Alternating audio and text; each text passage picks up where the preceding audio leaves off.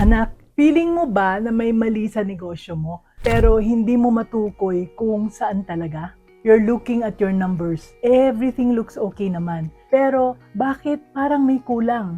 May kulang pa rin. Bakit hindi ka komportable kahit busy na ang negosyo mo? How about this?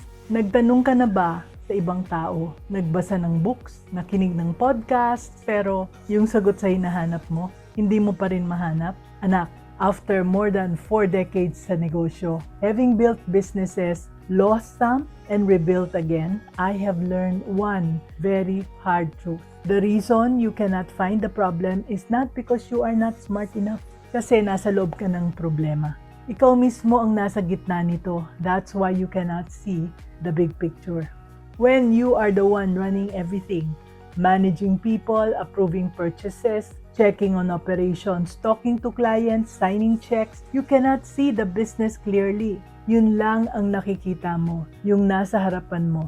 At yung nasa harapan mo, lagi namang urgent. But urgent is not always important. And the real problem, it's usually hiding somewhere else. Kaya today, I want to share 5 stories. 5 different businesses. 5 different na blind spots. Maybe, just maybe, you can see yourself in one of them. Number 1, benta naman, pero bakit ganito?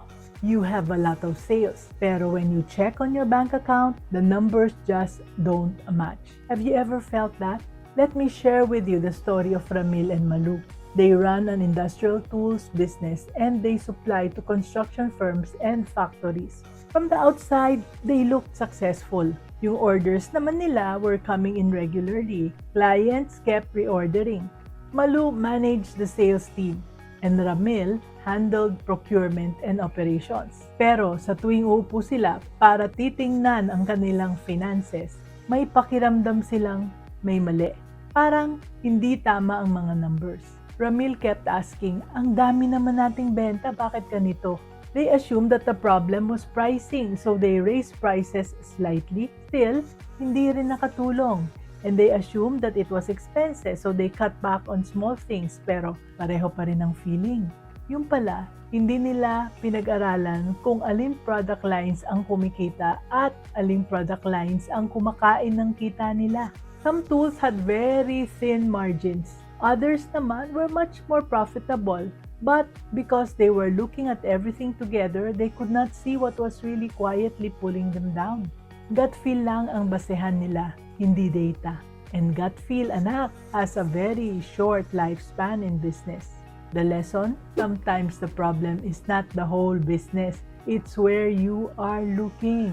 Yung mga maliliit na bagay na hindi mo napapansin, sila pa yung madalas na kumakain sa profit mo. Pangalawa, trabaho mo o negosyo mo? Ikaw ba yung laging tinatawagan kapag may mali at ikaw pa rin ang laging kailangan na mag-ayos? Let's talk about Isabel and Leo. They run a commercial cleaning services company, handling offices, malls, and commercial spaces across several sites. Alam mo, ang bilis lumago ng negosyo nila. From a small team, they grew to managing multiple client sites. Isabel took care of client relations and quality control, and Leo naman handled staffing and logistics. Pero si Leo, lagi siyang reactive. Every single day may emergency. A client would call because the morning team missed a section. May staff na hindi pumasok. Cleaning supplies ran out at the site. Leo was always putting out fires kaya pagod na siya. He told me once, pakiramdam ko, I'm always running pero parang ikot lang ng ikot. What he did not see was that there was no system for accountability at the site level. Walang daily checklist, walang report from team leaders, walang way to track supply levels per location. Everything depended on Leo, noticing the problem himself. And Leo could not be everywhere at once. Isabel noticed it too. Pero every time she brought it up, Leo would say, ako nang bahala dyan. So he genuinely believed na kontrolado niya ang lahat. Pero alam mo, control and system are two different things. Hindi ang staff ang tunay na problema. Hindi rin ang mga clients. Yung negosyo simply had just grown bigger than the structure that is holding it up. Ito yung lesson, anak. Kapag lagi ka na lang nagre-react, may kulang sa structure mo. You cannot run a big business on a small business foundation. Kaya, always keep in mind, busyness is not the same as progress. Pangatlo, okay naman, pero bakit hindi sumusulong? Gusto mo bang mag-step back kahit isang linggo lang, pero hindi mo magawa? Because you knew that everything would fall apart without you? Baka nakaka-relate ka sa kwento ni Rina. Merong travel documentation and visa processing office si Rina, passport assistance, visa applications, travel requirements. She manages it all for her clients. Rina was good at what she did. Her clients trusted her and referrals kept coming. Pero napansin niya na despite the steady flow of clients, she could not seem to grow beyond a certain point. Sa tuwing sinusubukan niyang mag-step back para magpahinga, mag-expand, magplano, may problemang dumarating.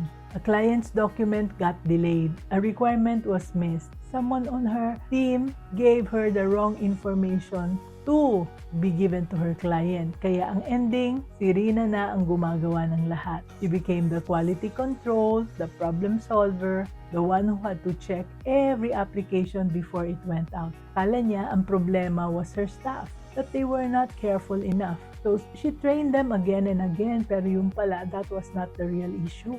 She had never created a clear process for her team to follow. Lahat ng nasa isip lang niya. Walang nakasulat na checklist. Walang standard procedure. Wala ni isang bagay na kayang gawin nang wala siya. She was not managing a business. She was performing a skill solo and calling it a business. So, ito yung tinuturo sa atin nito.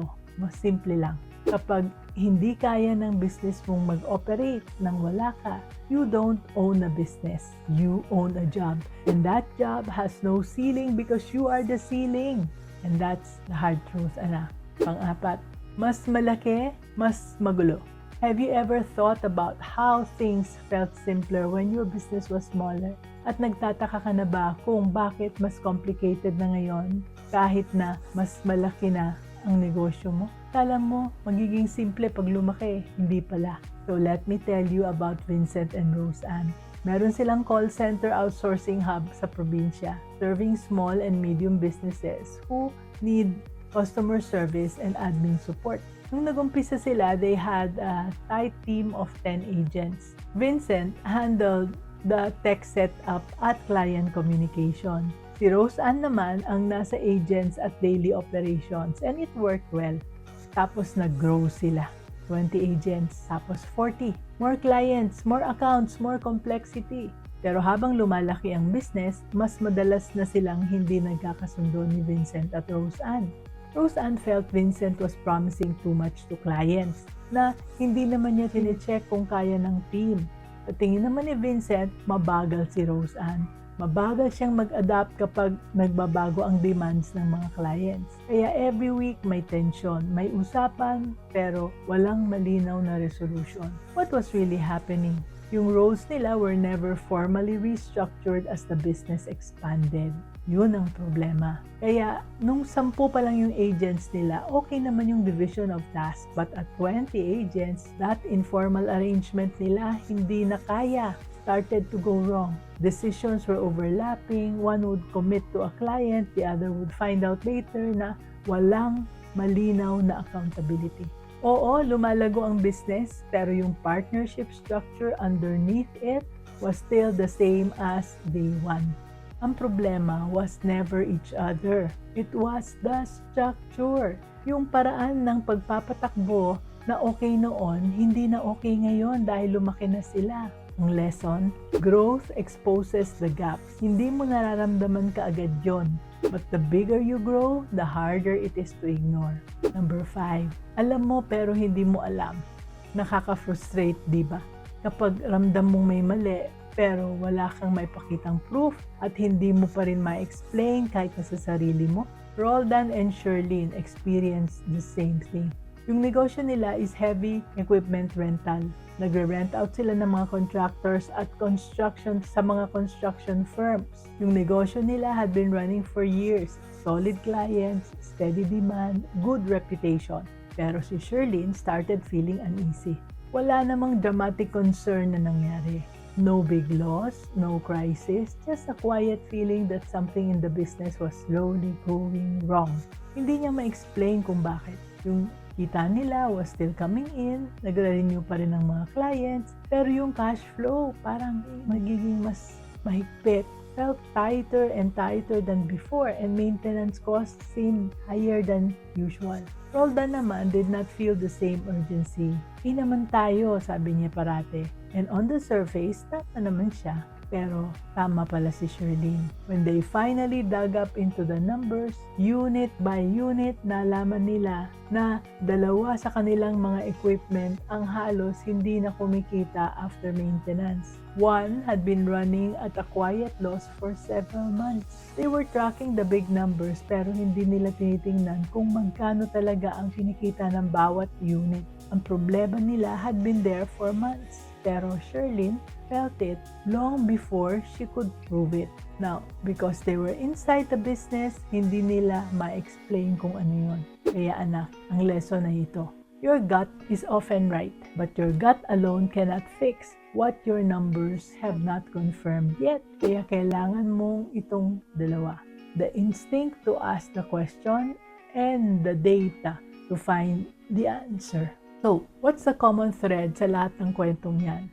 Hindi sila bad business owners, hindi sila tamad, hindi sila ignorante. Pero lahat sila ay nasa loob ng problema. Kaya hindi nila makita ang tunay na dahilan. And that's the hard truth, anak. Kapag ikaw ang nag-handle ng lahat, tao, pera, solving problems every single day, it's almost impossible to see your business clearly.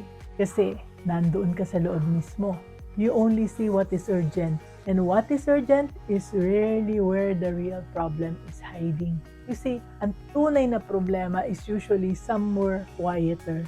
Yung feeling na paulit-ulit na bumabalik, pero hindi mo pa rin masabi kung ano talaga yon. Ito ang totoo, anak. Kapag nasa loob ka ng negosyo mo, hindi mo makikita ng malinaw kung ano ang mali. You need someone who can give you the view from above.